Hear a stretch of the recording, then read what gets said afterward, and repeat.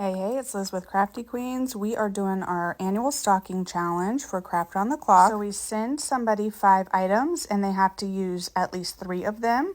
And somebody sends you 5 items and you have to use at least 3 of them to create a stocking. So the 5 items I got were a wooden gift, some ribbon, holly, bells, and plastic snowflakes. They're so super cute. And somebody watching the live said that the green tags are from Hobby Lobby. So then it was time to figure out what we were going to use for our stocking. I prepared the best I could, but not knowing what's in the box makes it a little tricky, so you kind of grab a mix match of items and do the best you can. We end up going with a cereal box stocking on a canvas inside a frame, and we're going to cover the cereal box with some velvet fabric and some lace. So first things first, we have to take the backing out of the frame, and I use the scraper to get the prongs up, and it works great. Then we're going to add some Vaseline to the frame and some white paint.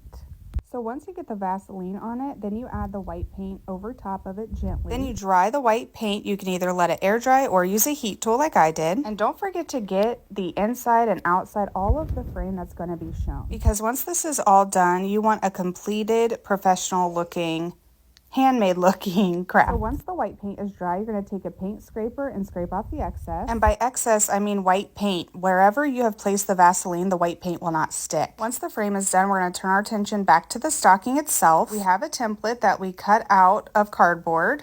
And we're going to add some Mod Podge and the velvet fabric to that. This is going to hold our cereal box shapes in place so that we can cut the excess velvet and lace off. Oh, and we did dry the Mod Podge before cutting. So once the Mod Podge is on, the velvet and lace are on, and it's dried, then we're going to take and cut around our shapes. So we have the sock part and we have the top frilly part. And later we will add a toe and a heel out of the same lace, and it'll tie it all together very nicely. So you can make your stocking as big or small as you want. I just made mine to fit over the canvas, and it fit kind of tightly. Like I had to put it at an angle, so you could probably make it smaller too. So then we're going to glue our stocking to our canvas and put the canvas into the frame. Then it was time to embellish. I thought the clear plastic snowflakes looked adorable on the bottom right side of the frame, and we'll be doing a stapled twine hanger so they can hang off the end. It doesn't have to be flush with the counter. Then I'm using some ribbon that was sent and some white ribbon I already had to make a bow. My original thought was to put the bow in the top left to kind of balance the frame out,